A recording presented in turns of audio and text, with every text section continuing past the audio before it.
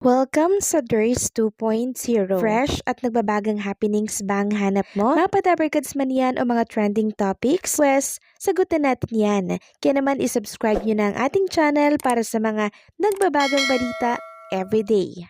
So ayun, welcome back again sa ating YouTube channel mga Kadabarkads, and for today's video nga pag-uusapan pa din natin ay tungkol po sa kinakaharap na usapin ni Bossing Vic Sotto tungkol sa issue po ni Pepsi Paloma. So itong mga magulang po ni Pauline Luna Sotto ay umalma na sa mga bashers po ni Bossing Vic Sotto dahil dito sa movie na produce ng isang direktor na si Daryl Yap. Ngayon, sila naman po ang nagbigay ng pahayag, itong mga magulang ni Pauline Luna Sotto. Sabi dito, nagpupuyo sa galit ang ina ni Pauline Luna na si Mrs. Chat Luna nang makausap siya ng isang pahayagan kahapon po yan, January 15, 2025. Hindi na niya napigilang magsalita tungkol sa kasong cyber libel na isinampa ng manugang niyang si Vic Sotto laban sa direktor ng Pepsi Paloma na si Daryl Yap. Himutok ni Mami Chat, masama ang loob namin ni Daddy kasi nakilala namin ng husto si Vic. Unfair talaga sa kanya na nadadamay siya sa ganoon ng Daryl Yap na yan. Hindi po ganon si Vic, kuya. Nang pumutok ang isyong ito at mabilis na kumalat ang teaser ng kontrobersyal na pelikula, nakausap daw ni Mami Chat si Pauline. Pinagsabihan daw sila ni Pauline na huwag magpo-post o magre-react sa mga nababasa nilang mapanghusgang komento mula sa mga bashers. And nang mabasa na po ng pamilya nitong si Pauline Luna Sotto, yung mga threat na natatanggap po ni Pauline Luna dito po sa social media, doon na po hindi nakapagtimpe itong daddy po ni Pauline Luna dahil sinagot niya na po yung ilang mga komento na nababasa niya dito po sa Facebook. Nagalit daw kasi si Daddy Jenny sa sinabi po ng bashers laban kay Pauline. Meron pa umanong threats kay Pauline kaya apektado talaga sila. Kawawa rin kasi si Pauline kung ano-ano yung sinasabi nila. Pero ang isa talaga sa inaalala namin syempre, kuya, ang mga apo namin, sabi po ito sa amin ni Mami Chat. Kawawa naman si Tali at Mochi na nadadamay sila, wala silang kamuwang-muwang kuya. Sina Tali at Mochi ang dalawang anak ni Vic at Pauline. Dagdag pa ni Mami Chat, kami po wala kaming ginagawa kundi magdasal talaga. Wala po kaming panlaban kundi dasal lang talaga. Madaming beses nang nagmilagro ang Diyos sa amin basta kampi kami kay Vic all the way. Sa Diyos lang po kami takot. We're proud of our son-in-law, Vic Sotto. Marami daw po ang nagtatanggol kay Vic at nagsasabing hindi totoo ang matagal ng akusasyon dito. Gimik lang daw ito ng namayapa na ring manager ni Pepsi Paloma na si Ray de la Cruz. Pagbubunyag nga po ni Mami Chat, kilala daw niya itong si Ray. Wala yang ginawa daw kundi umutang ng umutang sa mami niya. Sabi po ni Mami Chat, patay na rin kasi si Mami, patay na rin po kasi ang iba pang nakakaalam. Kilala nila si Ray. Kaya hindi na sila bago sa akin. Kilala ko si Ray at yung kasama niya, si Conching na friend niya, pareho sila utang ng utang sa mami ko.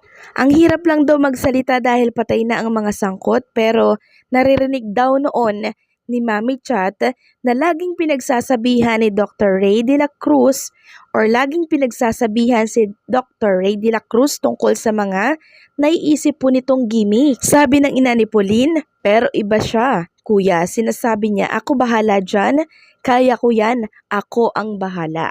So meron po palang nalalamang konti itong nanay po ni Pauline Luna Sotto na itong ugali po pala talaga ni Dr. Ray de la Cruz ay mahilig gumawa po ng gimmick. Tapos yung sinabi niya ditong linya pero iba siya kuya. Sinasabi niya ako bahala dyan, kaya ko yan, ako yung bahala. So wala po pala siyang takot sa mga gimmick na mga naiisip niya. Kaya hindi po maipagkakaila na itong mga binabatong akusasyon kay Bossing Vic Sotto ay isang malaking gimmick lang din ni Dr. Ray de la Cruz para syempre sumikat yung kanyang alaga na si Pepsi Paloma. So mabuti po at naisama ni Mami Chat yung kanyang mga naririnig sa kanyang mommy na pinagsasabihan po itong si Dr. Ray de la Cruz tungkol sa mga gimmick na naiisip po nito. Giit naman po ni Mami Chat, nakilala niya po ang pagkatao ng kanilang manugang na si Vic. Na si Vic Soto. Saad niya, kilala namin si Vic, kuya. Nakita namin kung gaano siya kabait sa mga babae.